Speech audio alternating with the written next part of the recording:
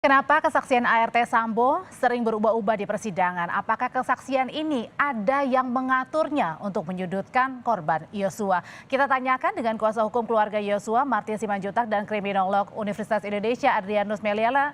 Selamat petang, Bapak-Bapak. Selamat petang. Saya ke Bung Martin dulu. Bung Martin, kalau ada yang menduga kesaksian dari ART Sambo ini sengaja ada yang mengatur, Anda lihatnya seperti itu juga? Jadi gini, Mbak Audrey. Yang pertama, kita lihat dua ART ini ya berbicara lepas dan lugas ya ketika diperiksa pada persidangan terdakwa Ferdy Sambo, Putri, dan juga Kuatmaruf ya. Perlu kita ketahui bahwa tiga terdakwa ini meng-hire satu tim kuasa hukum yang memiliki hubungan. Jadi pengacara Kuat, si Irwan itu masih satu tim dengan Arman Hanis, ya. Bahkan di dalam satu tayangan saya pernah nanya, abang kan bilang klien abang ini kan berpendidikan rendah. Nah, sedangkan abang ini kan lawyer top. Jadi siapa yang bayar honor abang? Dia nggak berani jawab itu. Nah, lalu selanjutnya, ya, kenapa kok Susi dan Kodir ini, ya, dia terkesan itu lebih dekat gitu ya dengan penasihat hukum dari terdakwa. Jadi gini, Mbak Audrey teorinya. Kita tahu ya hubungan antara guru dan murid. Ketika guru dan murid memiliki hubungan yang baik, ya, manakala si guru ini juga sering mengajarkan satu dan lain hal, ketika bertemu anak muridnya itu akan merasa comfort. Nah, lalu ketika guru ini mengajarkan satu dan lain hal yang saya maksudkan tadi, muridnya akan dengan mudah menjawab ketika ditanya. Nah, inilah yang terjadi ya di dalam persidangan pada saat Kodir dan Susi diperiksa. Kalau gitu yang dilihatnya tadi ada guru, ada murid, ada kuasa hukum yang relasinya ini berdekatan karena masih Ferdy Sambo juga. Jadi yang dilihatnya, Bu Martin? Ya betul, jadi memang benar Arman Hanis dan tim itu masih satu tim dengan pengacaranya Kuat, dalam hal ini Irwan. Nah, mereka inilah yang kami duga ya melakukan Pengaturan? briefing ya, dalam tanda petik briefing ataupun pengkondisian terhadap saksi-saksi ini. Bahkan hakim pun secara subjektif sudah merasakan kenapa kok Anda ketika ditanya oleh penasihat hukum terdakwa jawabnya cepat sekali. Giliran kami tanyakan itu jawabnya terbata-bata. Tentu karena satu, ingatan ya. Ketika penasihat hukum memberikan pertanyaan itu kan sudah diajari, makanya ada ingatannya. Namun apabila pertanyaannya sama atau pertanyaan yang berbeda dilontarkan oleh orang yang berbeda, ini pasti sulit untuk dijawab karena belum diajari. Oke, apakah hal yang sama juga dirasakan oleh Pak Adrianus? Saya berusaha balance ya, dengan melihat bahwa ada kemungkinan dari para penanya ini juga memberikan pertanyaan-pertanyaan kompleks ya, pakai anak kalimat, pakai kalimat yang juga susah dimengerti oleh orang selugu keduanya. Nah, maka lalu menghasilkan jawaban yang juga ambigu.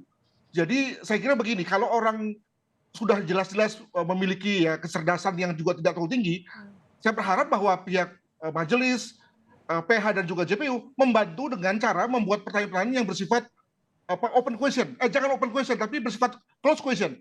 Ya tidak, ya tidak. Bukannya kemudian membuat pertanyaan yang bersifat menguraikan. Ya udah jelas-jelas orangnya nggak, kemampuan diksinya terbatas ya. Sudah diksi terbatas, kecenderungan konsistennya juga tinggi.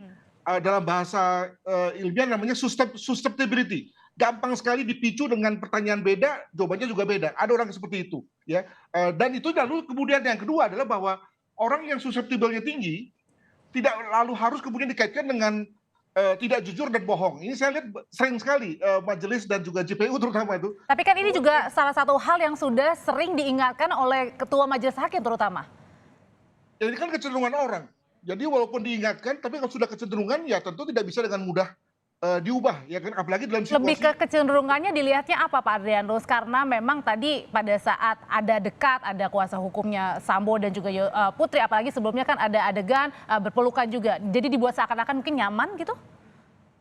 Ada benarnya, saya tidak membantah juga tuh apa yang dikatakan oleh Bung Martin mengenai kedekatan dan mungkin juga ada akses yang lebih di antara keduanya dengan pengacara atau PH dari tersangka. Nah, itu yang pertama. Yang kedua, tapi tetap tidak bisa kemudian juga mengurangi kesan bahwa keduanya ini memang pertama tidak konsisten secara kecenderungan, pola berpikirnya tidak konsisten, dan yang kedua adalah susceptible, gampang sekali diprovok akibat dari pertanyaan yang berbeda-beda. Untuk itu maka saya menganjurkan ke depan juga dalam rangka mengorek sesuatu yang bermanfaat bagi pengadilan, maka jangan dibuka dengan pertanyaan open question, apalagi ada unsur opini, wah itu langsung menggelepar itu. Tapi dibuatlah dengan pertanyaan-pertanyaan yang bersifat close question, ya tidak, sehingga kemudian lalu hakim bisa mendapatkan sesuatu fakta yang baru. Begitu. Bu Martian, kalau kata Pak Adrianus bilang, ini hanya permasalahan kata-kata saja, permasalahan diksi, open question, close question, yang Anda lihat seperti itu, atau mungkin ada yang dilihatnya lain, berbeda? Itu permasalahan secondary. Permasalahan utamanya bukan itu.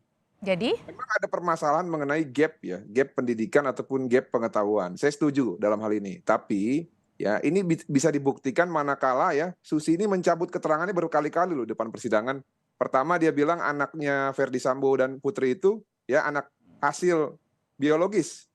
Lalu ketika ada saksi lain yang mengatakan itu anak adopsi, dicabut.